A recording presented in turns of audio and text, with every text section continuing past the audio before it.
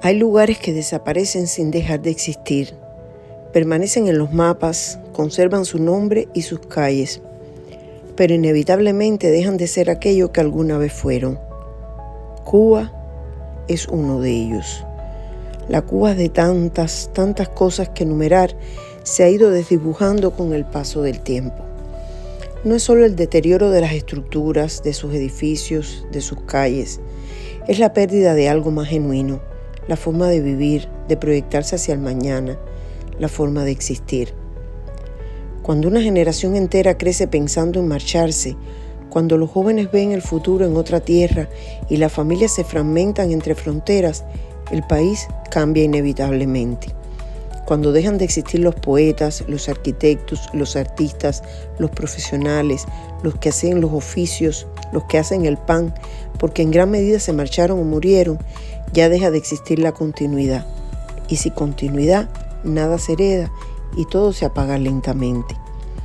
Quizás algún día Cuba recupere la libertad, reconstruya sus carreteras, modernice sus hospitales y vuelva a tener electricidad, agua e inversión. Esa reconstrucción será posible, aunque requerirá enormes esfuerzos y años de trabajo. Pero hay cosas que ninguna obra puede devolver. Las generaciones que emigraron, los sueños que se aplazaron, las oportunidades tronchadas y perdidas, el tiempo que nunca regresará. Porque todo se fumó, porque un país no está únicamente hecho de su geografía, está hecho sobre todo de su historia y de aquello que la une. Porque las tradiciones se interrumpen cuando las familias se separan, los oficios desaparecen cuando ya no hay quien los aprenda, los barrios pierden su esencia cuando quienes le daban vida se marchan. La memoria se debilita cuando las nuevas generaciones crecen lejos de las historias que dieron forma a su pueblo. Como un árbol que cada otoño pierde una hoja tras otra, un país también puede ir perdiendo poco a poco parte de sí mismo. Y llega un momento en que ya no basta con reconstruir edificios o reparar carreteras.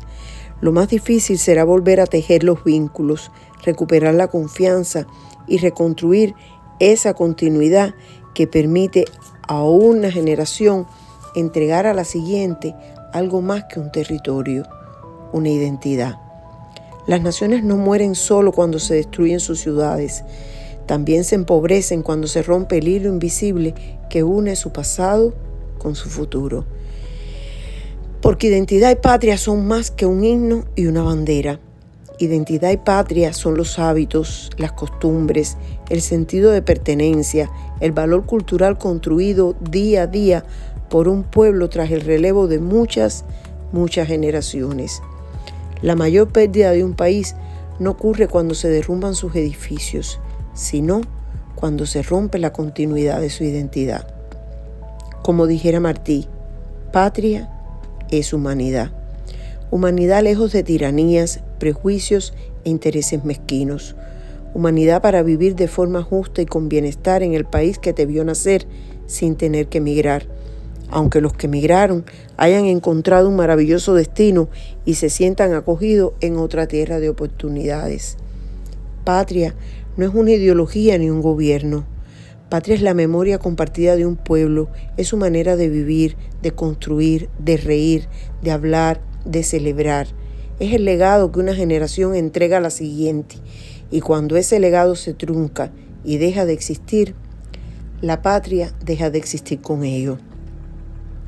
Ojalá y Cuba sea libre pronto, aunque no sea la misma, no importa, pero ojalá y el tiempo le den la oportunidad a los cubanos de volver a renacer en su país, de volver a construirlo, aunque Varela y Domingo del Monte, aún sin ser cubano, sean solo un eco lejano de la historia que pocos conocen, y la reconstrucción más difícil sea la de salvar, además de las estructuras, el alma de la nación. Quizás, para entonces, la patria de Martí vuelva a ser el buen recaudo de humanidad en la que habiten los cubanos.